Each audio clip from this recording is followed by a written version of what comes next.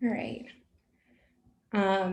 So to start, we can introduce ourselves. My name is Emily. I'm a senior clinical research assistant with the Center for Digital Health. And I have been working with John and Dr. Rainey for the past 3 years on a various number of research projects, starting with this project that we call Impact, which was a cyber victimization intervention, which transitioned into our Impact project, which we used Instagram recruitment, which we'll be touching on today during our presentation. And then Paola. Hi everyone, my name is Paola. I'm also a research assistant. I joined last June on the RANI team. I've been working primarily on IDUP2, and I actually had the privilege of designing some of the Instagram recruitment ads that were going to be used at some point when IDUP was considering moving to fully online recruitment strategies. So it's nice to see everyone here. And so to start, I can talk about our agenda for today. So we'll be going through our ad designer process, what language we decided to use on these ads, the imagery we chose, and then the basic Facebook Manager platform, some of the more complex options you can choose when you're on Facebook Manager. And since Facebook owns Instagram, you're able to send your ads both on Facebook and Instagram. So that's why we're focusing on that. And that's what we have experience in. So without further ado. Awesome. So first things first, it's really important that whatever recruitment platform you're using online, you're making sure that you're adhering to the social media marketing guidelines. So in our case, we reviewed the social media marketing guidelines found in blogs and also provided by Instagram on their website because we primarily used Instagram. Additionally, we also received advice about our advertisements and an overall dissemination plan from other researchers on our team who had successfully recruited adolescents using social media. And also, we also presented our preliminary ad designs to a youth advisory board that was provided by our grantees over at the University of Wisconsin-Madison. And if you don't have a youth advisory board, you may consider making one for your study. In our case, for Connect 19, we compiled it from a group of past participants that actually agreed to be contacted for future studies. And that was really helpful in giving us, feedback in terms of which ads were good or not. So in terms of the language that we use a factorial design to create a combination of headlines and photos for the ads. And from what we found, that adolescents responded best to collaborative language during prior research with developing text message interventions. So for example, instead of saying, tell us about your experience, it seems that using more collaborative language like help us learn was best performing in terms of our ads. And we also created a logo for the study that we saved as a profile photo on our Instagram page. And we put this logo on each page of the survey.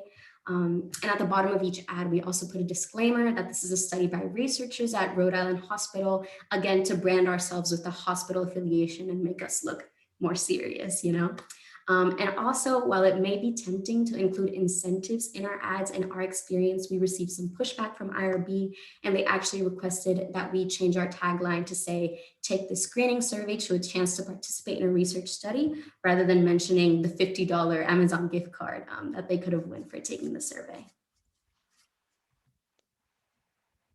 So first things first, when you begin your ad, you have to find an attention grabbing image. It's really important just to make sure that your ad isn't taken down. It's important to ensure that you're the owner of the image. So you can use a personal image or that you're using a public domain or a non-copyrighted image. Websites like the one presented here, Unsplash, is a really good resource. They contain an extensive selection of high quality images that you can use. It's pretty simple. Right into the search bar, you can enter keywords related to your study, your ad, whatever you're searching for. And once you click enter, I think in this case it says teen on cell phone. That's what we searched for. It gives you a variety of images, and from there, it's very easy. You can just click the image that you want, download it, and we recommend creating like an easily accessible folder on your computer so you can store all your files in one place and none of them get lost.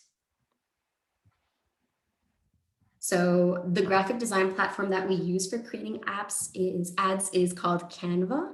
While there is a free version, the version that we're using here is Canva Pro, which actually gives you access to more features throughout your graphic design process. But also the free version also gives you a lot of really cool things that you can do. And they have templates, as you can see here. They have templates for Instagram, for Facebook, for Twitter posts. But in our example, we are going to show you how we created our Instagram post ads.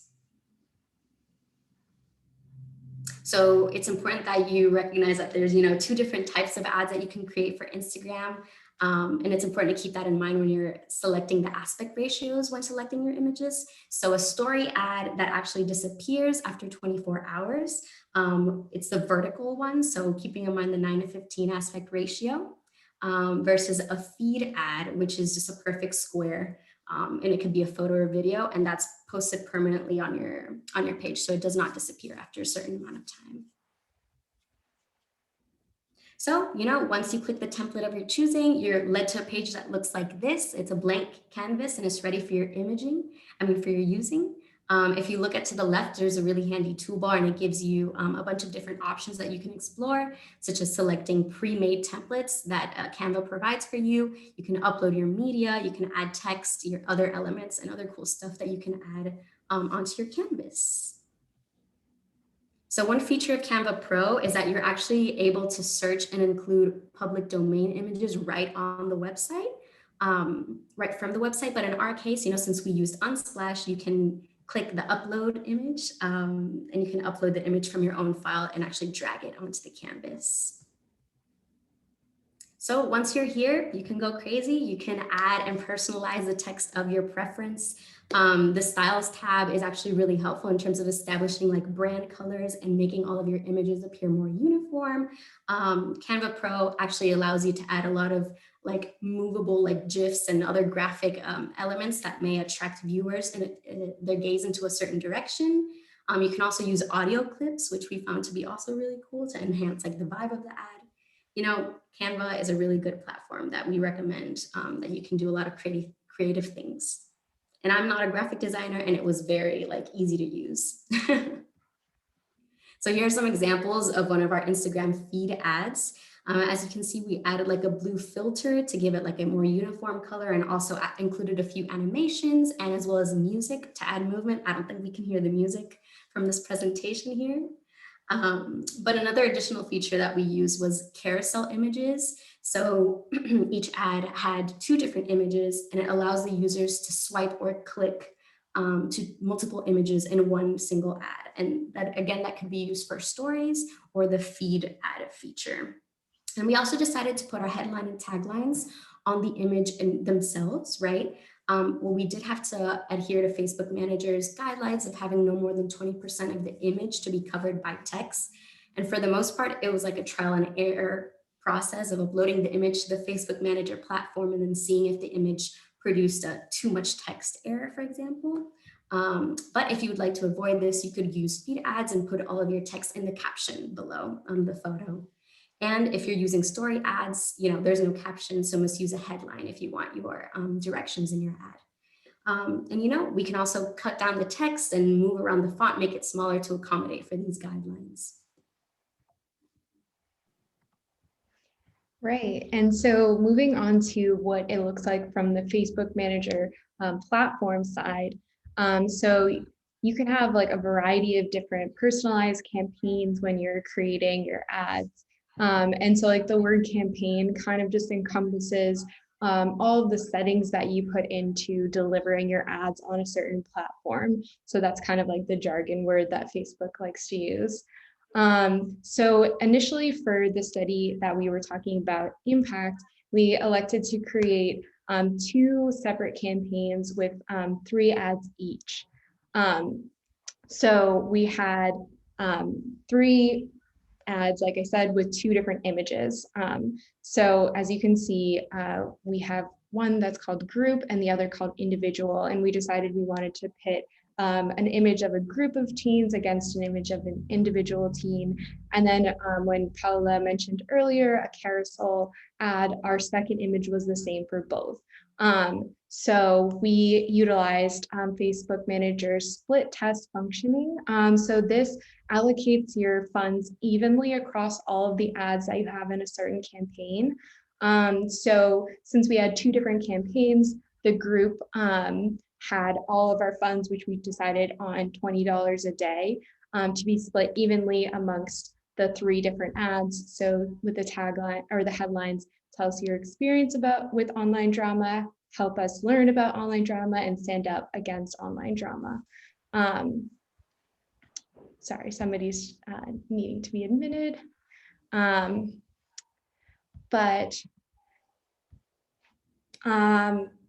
So when we pitted these ads against each other, Facebook tallied up all of the different aspects that led to deciding which one was the best for us. So that includes the number of link clicks that you get on each ad. So that means, did a teen click on the link and go to the destination that you wanted them to?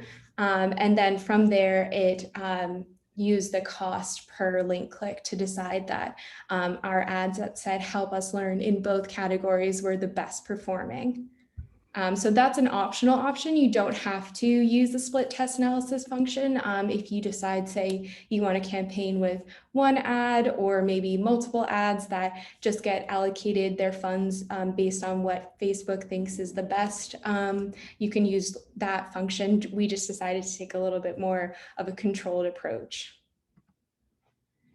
So the Facebook Manager allows you to choose different options with your campaign objectives.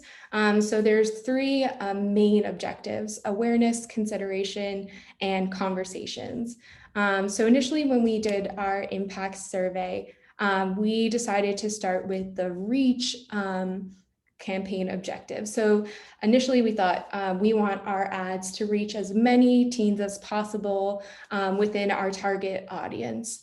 And we found that we did get a good amount of reach. We got a lot of teens seeing our ads. However, we did not get surveys back from that, unfortunately. So then we decided to reassess and figure out if there is a different campaign objective that may fit better with what we're trying to do in terms of research. So we found that the traffic campaign objective underneath the consideration was the most effective for that, because it targets users that have clicked on URLs or gone to websites from ads in the past. So it is important to recognize that you're kind of selecting a certain audience, but if you want your ads to be successful, you might have to take that risk. And that's something that we write about in our limitations section. And then as far as the other categories, awareness is kind of more for brand awareness. And then you can look at the other categories if you see one that fits your study best, but we definitely recommend using the traffic objective. So from there, you can choose an audience and you can get really customized with this. We decided to go a little bit more broad and just choosing an age group. So specifically for our study, we focused on adolescents. So we did 13 to 17 years old. We targeted the United States only, and then we targeted English-speaking people who reported that on Facebook. So that is another limitation of this aspect, is that you have to trust that teens or other users reported accurately on their Facebook or Instagram page. So even when we did target specifically 13 to 17-year-olds, we did get teens who were younger or older than that, because maybe their age didn't reflect accurately in the system. So it's definitely important to double check when you're doing these things. And something interesting that you could go further on is targeting people based on their interests or their page likes, or even their jobs, etc. So say you're doing like a smoking cessation study, you could potentially find people who have liked pages about smoking cessation or things like that, which is pretty targeted. So we also found that it was slightly more difficult to target the younger group of teens. We found that they weren't taking our survey as often as the older teens, so the 15 through 17 range. And so we decided at some point to specifically target our younger audience by just selecting 13 to 14. And it seemed to work well just to be able to get our numbers up. And then we also found really interestingly that our study got a more diverse selection of teens who reported sexual orientation and gender minorities. So this may be another interesting approach if you're looking to either target or find an audience that may be a little bit more diverse than what you can find in an in-person setting. So in terms of ad placement, Paola mentioned this briefly before, but just to reiterate, so story ads appear on what Paola said is your story, and they're good for brand awareness, but they really require eye-catching content. So initially we decided we wanted story ads and we did them with reach campaign objective, and that kind of flopped. We didn't get any surveys from that. So instead of changing our complete ad placement, we decided to go from the reach objective to a traffic objective with our story ads. And that, although gained a little bit more traction, did not result in the amount of surveys that we wanted to get. So from there, we decided that our best option, because we didn't want to make a high quality video because that costs a lot of money, we decided to go with the feed ad, which we showed examples of earlier. And so they're really useful because they're posted on the teens feed. They remain on the feed for as long as your ad is running. So some of the words that you maybe saw earlier on our manager page are reach versus impressions. So a reach is kind of like an individual user that sees the ad. And then impressions is how many times has that ad been seen by individual users. So your impression number is typically higher than your reach. So we found that with the feed ads, we had much higher impressions and we had a lot of engagement on them. So that came in the form of likes, shared images, and lots of comments, which we monitored closely and may look at one day for further analysis. So we found that the feed ads themselves were a little bit more suited to our purposes. And as well with feed, because the Explore page uses the same format, you can allocate your funds towards splitting between feed and Explore page. And if you're not sure what the Instagram Explore page is, it kind of looks like a block of images almost, and they're best suited to content that an individual user has previously liked, or maybe their followers have liked in the past. So it kind of gets pushed through that way. So that is the end of our content for today. And we want to open it up for questions. So I will unshare my screen in a second, but we just wanted to leave our contact information up there for everyone.